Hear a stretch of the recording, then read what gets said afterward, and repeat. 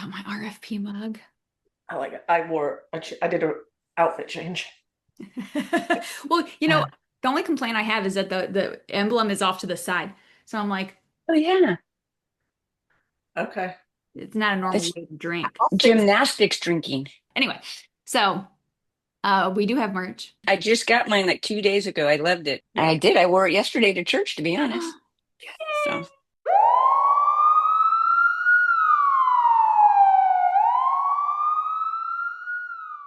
Welcome to the RFP podcast, where courage meets community. We're here to uplift LGBTQIA first responders and their allies with real talk, bold stories, and unapologetic pride. Whether you wear a uniform, love someone who does, or simply cares about building a more inclusive world, you are in the right place. So let's spark some change, break some stigmas, and have a little fun along the way. I am your host, Katie. I'm a licensed clinical professional counselor and an Leo spouse. I am your other host, Nicola. I am an EMS lieutenant and president of Responders for Pride.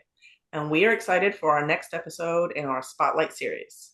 We're going to shine a light on the lived experiences, leadership, and resilience of our LGBTQIA plus voices in the responder world. We're going to go from the front line to the home front, and these stories are going to be real, raw, and ready to inspire. And with that, I'd like to welcome our next guest, retired police officer, CopLine resource coordinator, Jackie Diaz. How you doing, Jackie? doing wonderful. Thank you for having me. Thank Welcome, you for coming Jackie. on. So you are a resource coordinator with CopLine. Tell us a little bit about your work with them and how you got connected with the organization and kind of what your role is in that organization. Yeah, of course. Popline's quite an amazing thing in itself. I got injured in 2011, and my spine injury. And so for about 9 years, I was lost. I was dealing with the injury. I didn't realize I was missing the helping the people and that purpose. I didn't have a purpose, is what happened. And so I started looking online and trying to find a volunteer place. And somehow I tripped upon CopLine. Saw some others, found CopLine, and since June 2020, I have been running strong with them. It's just all volunteer work. It's amazing. I started out as a listener, which I still do, and we call our volunteers that answer the lines listeners. Um, then we had a need in October of 2020 because our resource coordinator got ill during COVID, and we lost her, unfortunately. So I happened to be the person that got that call where a caller needed a resource, and suddenly I became resource coordinator and just Just took it like on. that. Yeah. It was a very long learning curve because I was just a road officer. I never worked management, so my organization skills are different. So, and I just went from there. My job as a resources coordinator is to locate and find valid resources such as you guys. And then clinicians, we talk to every clinician that we have on our list to make sure that they are friendly with law enforcement, first responders, because we're a unique breed, as we know. Yes. Mhm. So if we give it out, they've been spoken to by somebody with CopLine. So that's pretty much my gig, is just talking to people, and which I don't even like the phone or video, but somehow this is what I do now. I really appreciate that, you saying that because I think a lot of people, there's like this new, phrase of like phone phobia and like, people hate phone calls and they don't want to get on the phone and the fact that you kind of share that, but doing this work is different in the sense that there's something about it that gives you that purpose, that gives you that fulfillment, that allows you to overcome that barrier and do the work that's primarily over the phone. Yes, it was a strange leap for me, but what keeps me going is the fact that we're actually helping people. There's been cases where we've helped them, like spouses would contact us, and we would get them all the way over to the actual inpatient facility, making sure things were good. So those things are what are the reasons that keep me doing the things I don't really love to do, but it's part of the job. It matters to you. It does. It really does. This is like, I'll stop anything. I mean, I'll get an email and I'm done. I'll be back. It's like getting a call on the road. It's the exact same thing to me. The only time I don't answer is when I'm sleeping because I'm good at that. Yeah, it does sound like it's in a lot of ways just like first responder work. It really is. And I also call it my hobby, you know. So So I want to kind of go back a little bit to your time in law enforcement, and I would love to get a little bit of insight into how you feel like that experience kind of shaped who you are, how you operate today. I know you're retired now, but how do you feel like the job impacted how you now operate in your CopLine work and just in your life in general? everything I did with the highway patrol brought me to this spot, and I use all those skills that I had then, the the compassion, the understanding, the non-judgment. I was one of those ones that you didn't mind getting stopped by. You know, a lot of times we were kind of joking by the end of it. Not all of them, some of them didn't go well. Um, but that's what I like. It's just it's that whole cliche of I like helping people, and all the skills that I learned in communication, verbal judo, all that stuff translates right over. And then I have a better understanding of what our callers are going through as Wow. well. Although Yeah, I don't understand what a lot of them are going through in law enforcement nowadays, that core is still there, if that Absolutely. makes sense. Yeah, absolutely. So, absolutely. There's a like, I don't thread. even know if There's I a could common operate a patrol car there- well, I if I like got in I'm it. what I'm hearing is like you're saying how like there's that common thread that never goes away Mhm. regardless of how the job changes and how society changes and how policing changes. It's like but we still have that shared commitment of doing the work. And it's so interesting because we did an interview earlier today and you said something very similarly and I'm starting to pick up on a theme, Nick. Team here. Uh-oh, their theme?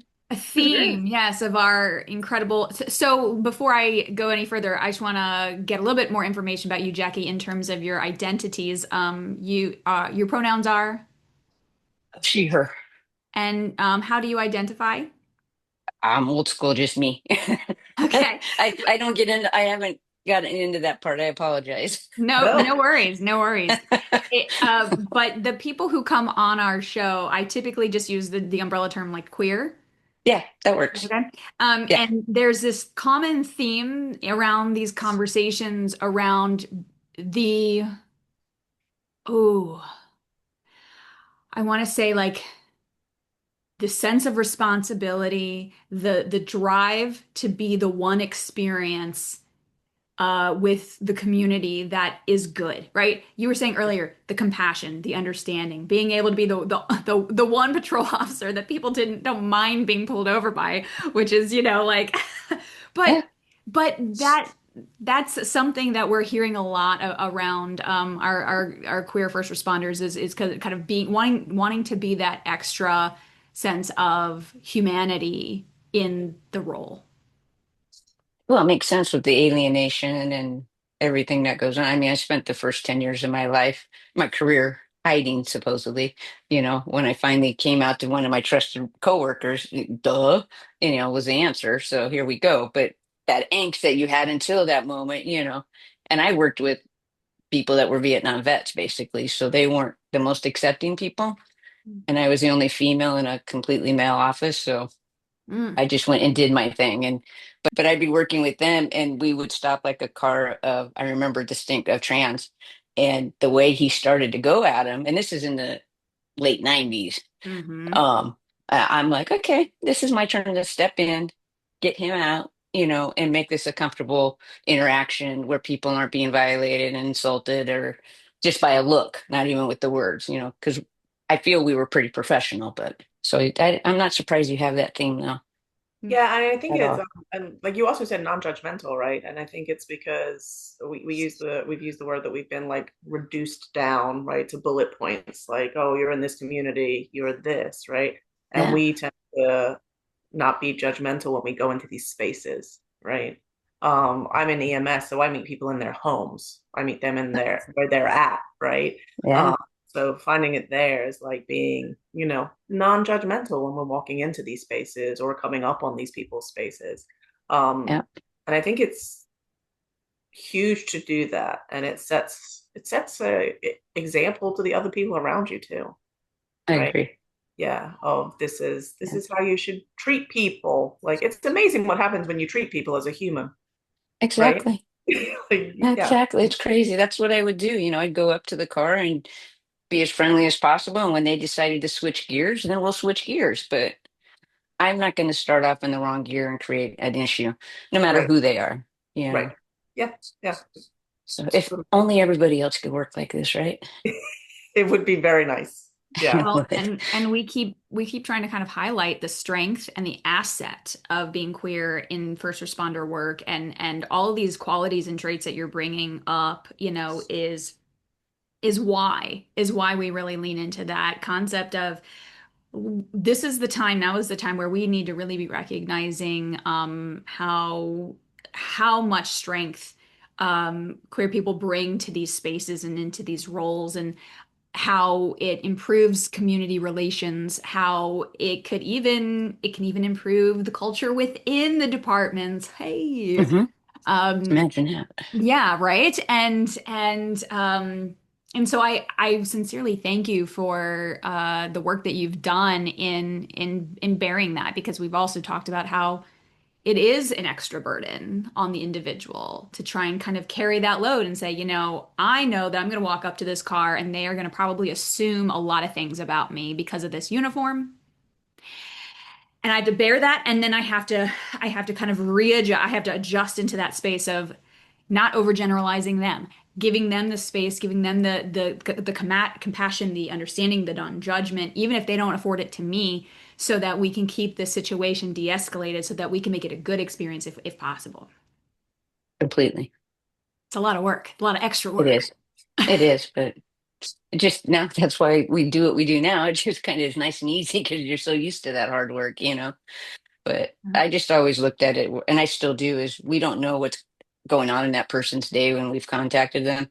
So when they take my head off, well, wait, maybe their son had just found out he has cancer, or whatever. So I try to realize that and I think that helps when we interact with people too, is to understand that they could just be having a shitty day, and here we are making it shittier. Mhm. Or better definitely. in your case sometimes, but. So you said you were in the closet when you did that for the first like 10 years of your career, is that right? Yeah, yeah. Yeah, so again, our conversation earlier, it said that there was a fear, right? And whether it was a justified or an unlike justified fear of like how it was going to be. Did you is that something you felt also, like how are these people going to take me? And then that fear of like it changing the way that you were perceived in your job.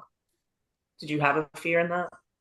I did. I didn't really give it a lot of credence, but I did have it. Mhm. It was, am I going to get backup from the person that definitely doesn't agree with my chosen lifestyle? I'm kidding with the Yeah, chosen part. That's their yeah, thinking. right, Right, yeah. quote unquote, Um, right. yeah. Sorry, my hands quote. Um, but I got you, Jackie. I will quote unquote you. thank you. So, yeah, because I was afraid I wouldn't have the backup and things like that. And I was in a time, I was a very young officer that went into what we call an old office, where I Mhm. had 6 years and they had 15 plus years, Right, and I was the only female. So not only was I having to prove myself as a female officer, because in the 80s, that wasn't a thing.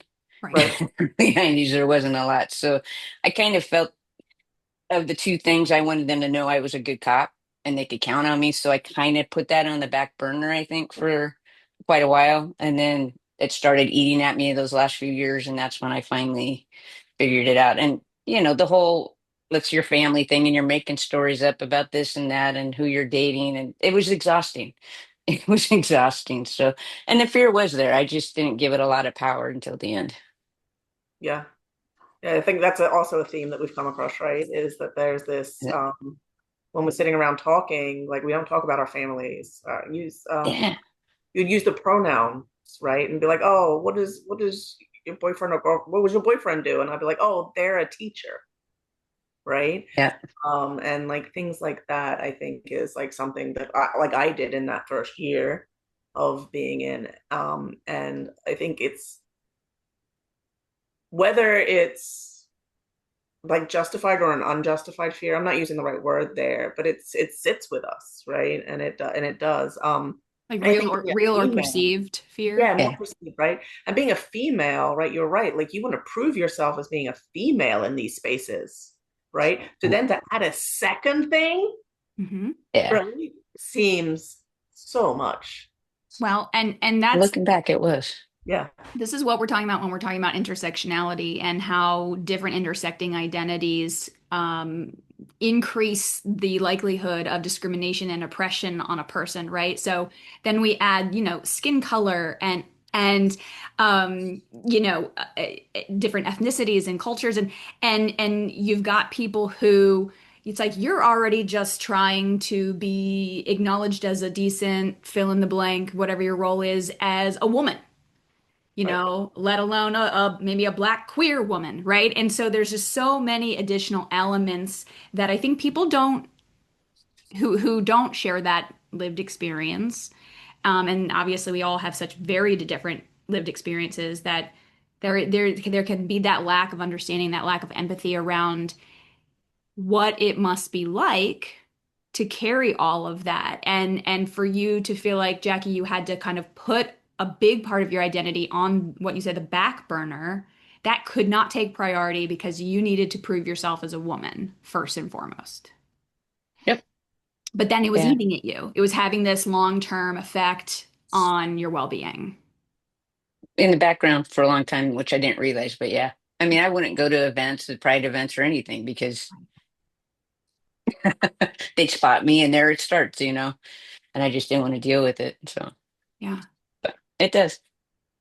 So I'm wondering, kind of flipping the coin on the other side, was there ever a point in your career where you had an interaction or an experience where you felt like your queer identity really served you as that point of strength, as that asset, where where you were able to show up in this extra way of who you are and bring that into the space and improve the experience?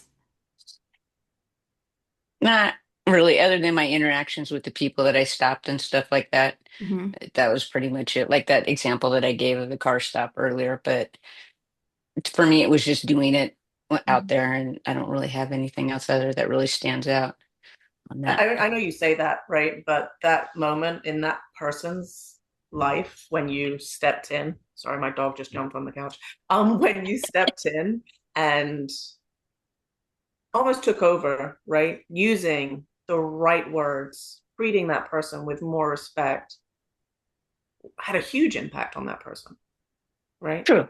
Very true. Right.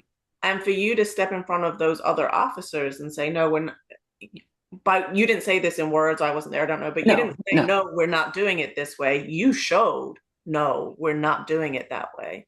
This is how we're exactly. going to do it, right? Um, and I would say that's a strength in itself because you were just acting on your compassion, your empathy, and your self going forward and being able to do that and just show what we're supposed to be doing and show how it's supposed to be. So Yeah. well And Yeah, done that's true. on those moments, Thank right? you. Like, yeah. Yeah. And I think that's what I've always believed, just show up when you need to yeah. and Do be you there. do you think that you would have had those particular instincts on that stop if you weren't queer? Probably not.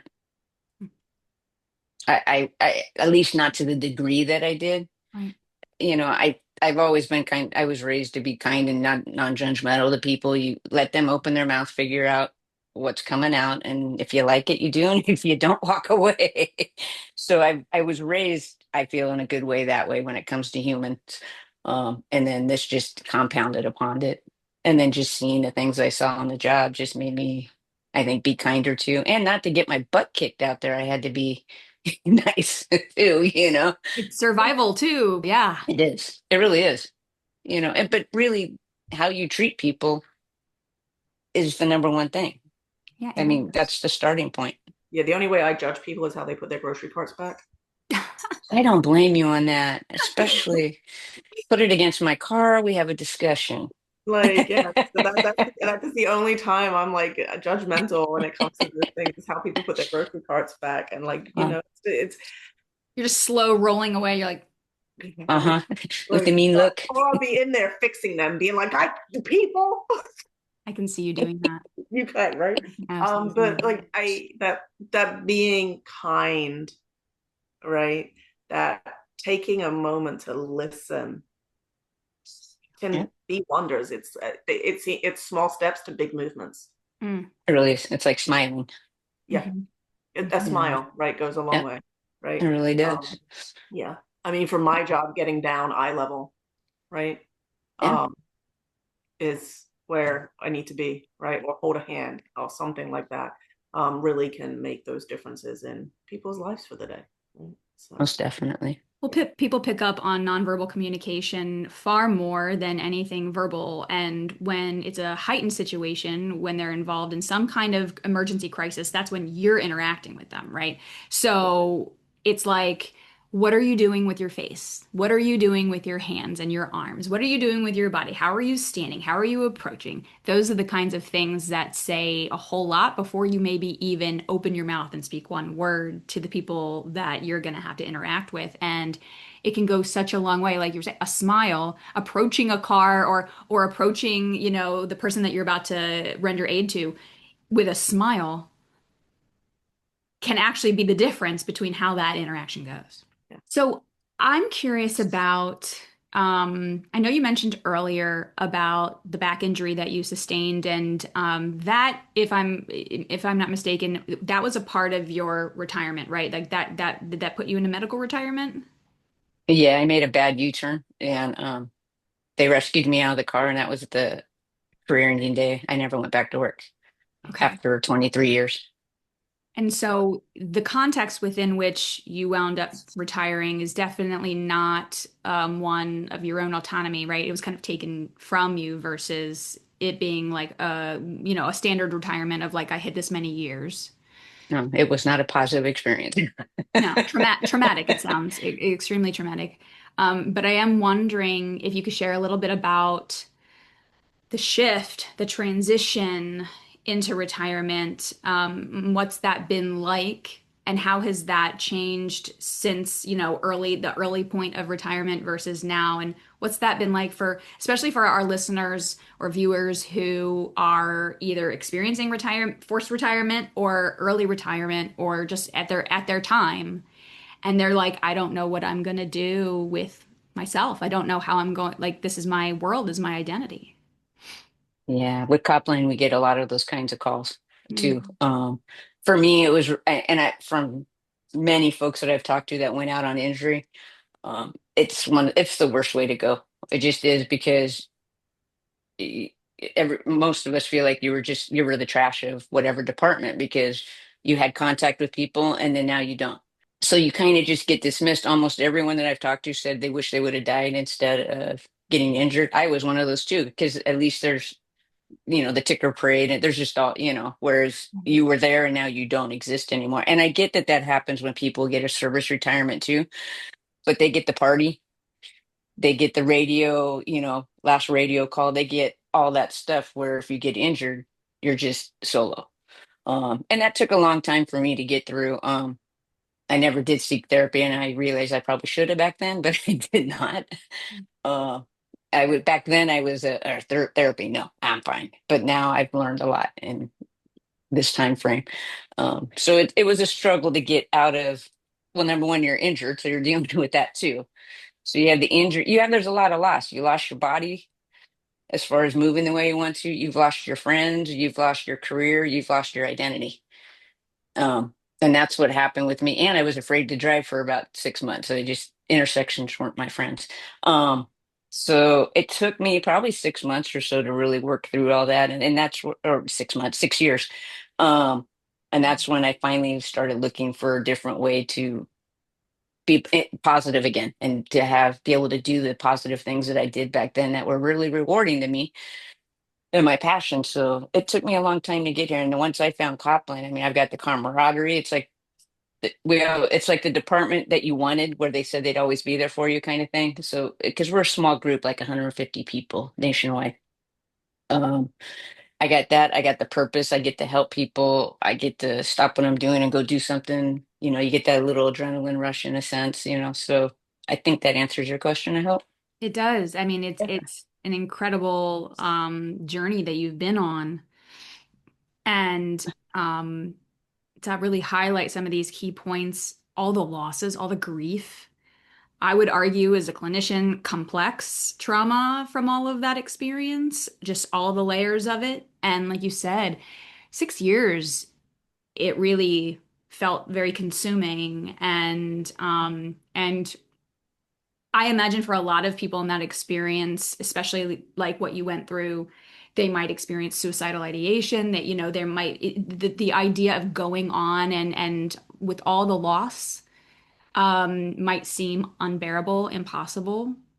And so I'm so grateful that not only you're a part of CopLine, but CopLine is out there and it exists and it's a resource for people where they can reach out and they can get that bridge to finding, just like what you did, right? Like you went from feeling like all was taken from you, and then you started reclaiming things to your life, and they actually wound up being more, it sounds like, aligned, Completely. like with who you are authentically, what you needed and still need authentically, which it's a harrowing journey, but it sounds like you're at a place on the other side where there's a lot of beauty and a lot of meaning. That's a nice summary. I like that. All right. So Well, yeah. I'm glad I got that, that Yeah. right, because it is quite a story and quite an experience, and I really appreciate you sharing it with us. I think the only thing I went to was the alcohol for a bit, and then I was able to get when the pants stopped fitting and stuff. I was able to figure out I need to do something different. I'm pretty good at, I guess they call I'm resilient. I'm very good at the way that I look at things and do things, and luckily a lot of it hasn't bit me. But Mm. Yes, I'm glad to hear that. me too, too. But CopLane is everything, and the things that we're putting out there that I'd like to talk about when you have a chance about the head injuries and stuff. Please, let's Uh, go. Let's jump into that. Yeah, because I know that that is like a kind of a special focus for you these days, is the traumatic brain injuries and head injuries and the impacts on mental and emotional health. And that's something that, as you know, with the PTSD and the symptoms, that we're learning that the head injuries also have that comorbid. Say the word for me. Comorbidity. comorbidity. Thank you. Again, I was a cop, not big words. You're good. I got you. I got you, Jackie. I told you. With PTSD. And a lot of this goes back to our director, who's a clinician for cops only for 30 some bazillion years. Um, Stephanie Samuels, some of her PTSD patients weren't getting better and it was driving her nuts.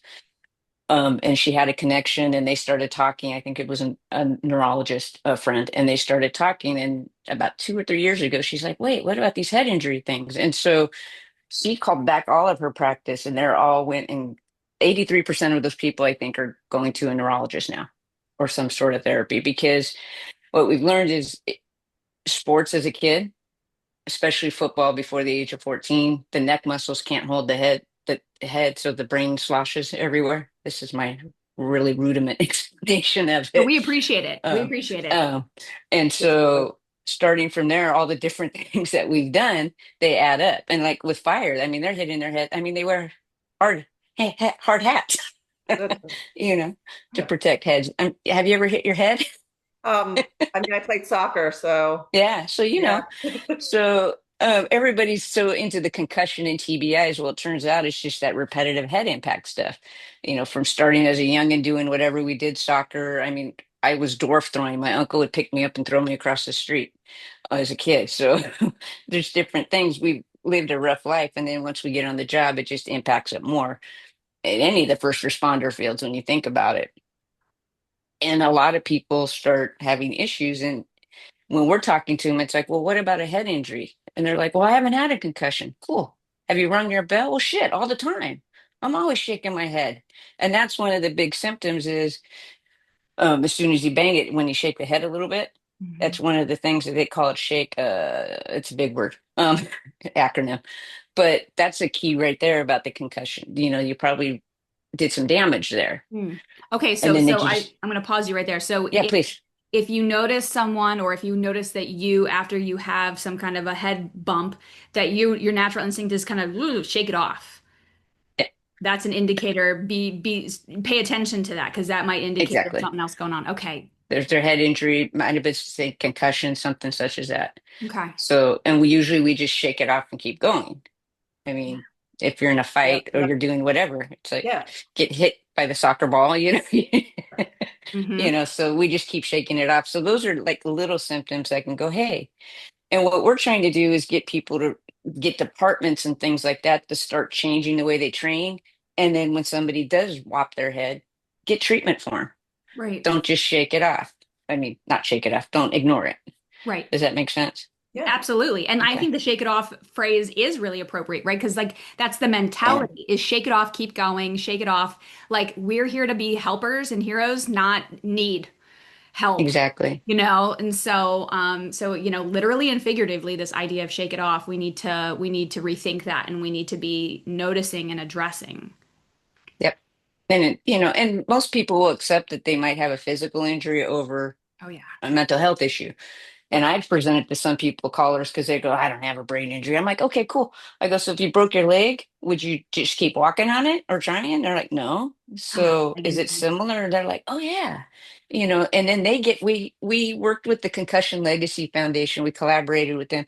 And there's a page that is specifically to law enforcement first responders that we give the link out, and they can go in and they can see the symptomology, and then they can also fill out a help form, and then Concussion Legacy Foundation will send them a wealth of free information on doctors and different things like that. So, and they have support groups and all kinds of stuff. But Wow. working with them, trying to get the word out is great. That sounds like a fantastic resource. Well, we'll link that in the description for the show Okay. notes so that everyone can, if you're interested, if you're hearing this and you're thinking, I need that, or my spouse needs that or something, check it out. And the Yeah. spouse is the biggest thing, if somebody else can see it. I mean, my wife was a dispatcher for 33 years, and she's just telling me I'm losing it every day because she's watching it happen. I'm like, no, no, that's not the head. That's just me. But Well, it's important. I'm a Leo spouse and I'm listening to you and I'm thinking I am 100% going to send my wife this because we've talked a lot, especially in the last few years, the more aware of and participatory, like she's been in mental health treatment and care. She talks about like, again, like you were mentioning earlier, her entire adolescence was sports. She can sit here and for like 45 solid minutes just run you through all the different injuries she's sustained just from sports as a teenager. So then getting in and being in law enforcement for, about a decade now. Yeah, I want her to take that. We're going to click on that link together. Yeah, I'm gonna No, do it myself too because I mean, yeah, I've good. played sports, but I've also been attacked in the back of the ambulance, or I've been thrown around in the back Yeah. of the ambulance and hit my head. Yeah. And yes, there has been a couple times where it's been like, that was a good one, like, and Right. seen scars, right? Yeah. Yeah. So yeah, Yeah. yeah, I'll be doing that too. And it's the repetitive stuff. It Right. doesn't have to be, two, three big concussions. It's just that we keep knocking it, and Yeah. it wasn't made for that. And we all are that generation where we just did it all. We Yeah. didn't think about our head. I mean, Right. it's a really cool thing. I even have started.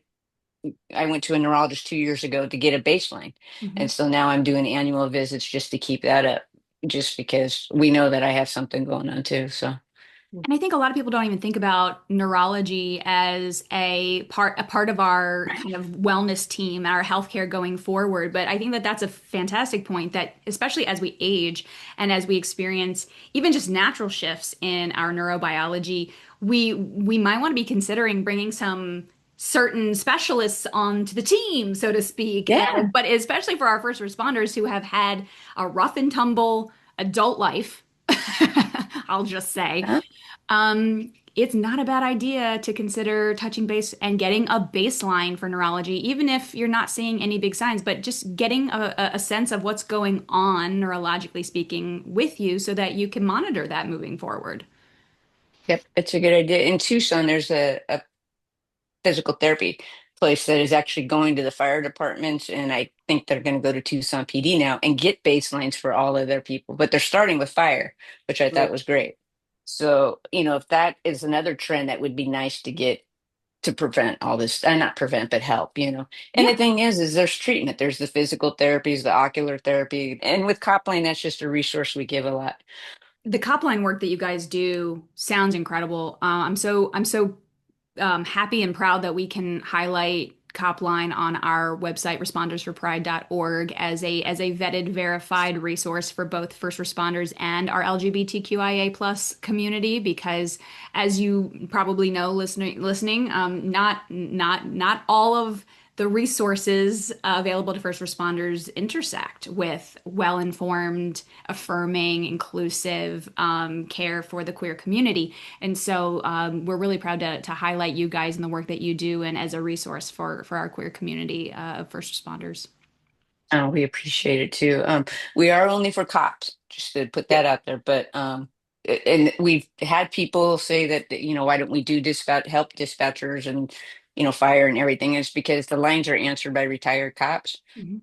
so they know cops. They don't know firemen as well. We know the work, Mhm. but Right. I don't know what you do. I know I'm grateful when you show up at my scene. you know Likewise. exactly. So we have our divisions there. So but yeah, it's a great opportunity even for retirees to give back too. Hmm. And you make a good point. I actually see that as an asset, because the people who are calling in are getting specialized care and attention, Exactly. right? And that is important when we're in crisis. When we're in crisis and we need help, we need someone to be able to show up in that moment for us the way we need them. And any barriers to that is very high statistically going to repel people. They're going to hang up and they're going to say there is no help out there for me, right? And so having the specialized care specifically for law enforcement is really important. So. Oh, and we are 24/7, 365. I mean, we're there all the time. So, but yeah, because like if we were with medics and stuff, you'd start laying it out, and I'm like, I have no idea what she's talking about. Right. Right. So I can't get in the hole with you as easily as Yeah. we can just get in that hole and listen. We are a non-rescue hotline. We don't, if they're suicidal, we won't call 911 unless they Mhm. give us permission to help. Um, because many people will lose their job when the help shows up. But we do like sharing that just so people know Yeah. I mean, and because and there's are still such aware. a stigma, right, on Yep. the need to Yeah. get help. Um, Meanwhile, you have mustered up every ounce to make that phone call.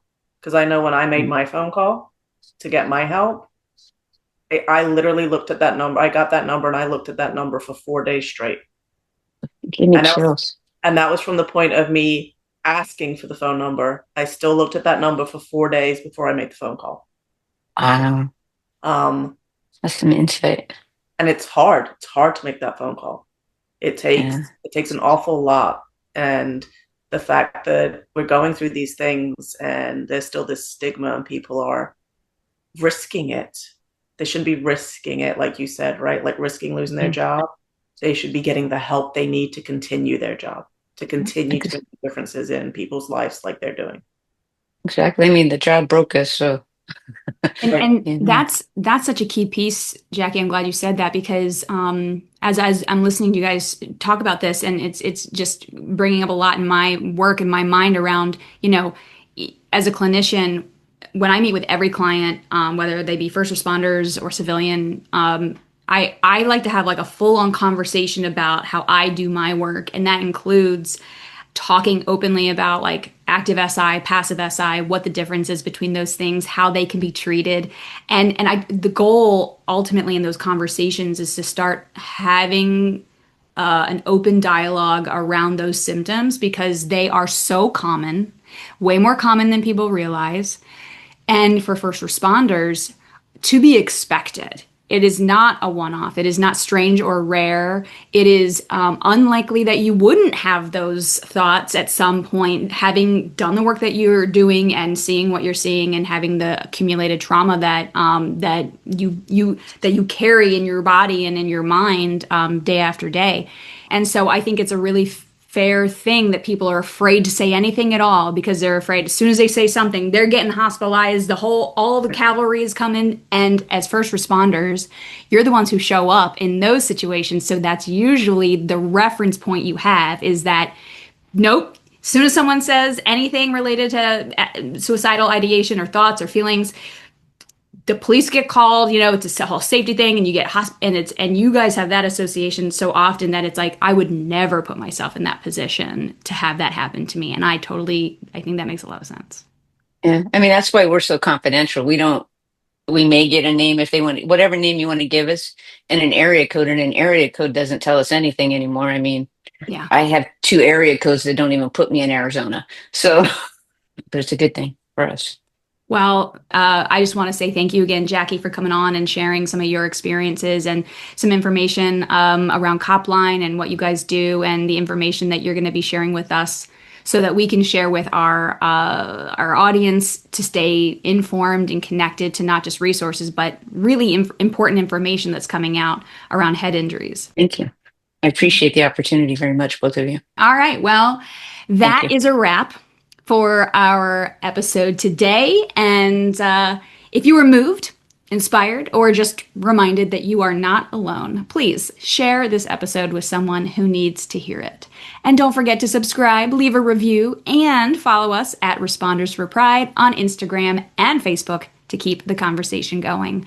But until next time, stay proud, stay safe, and keep showing up for yourself and each other. Bye, y'all.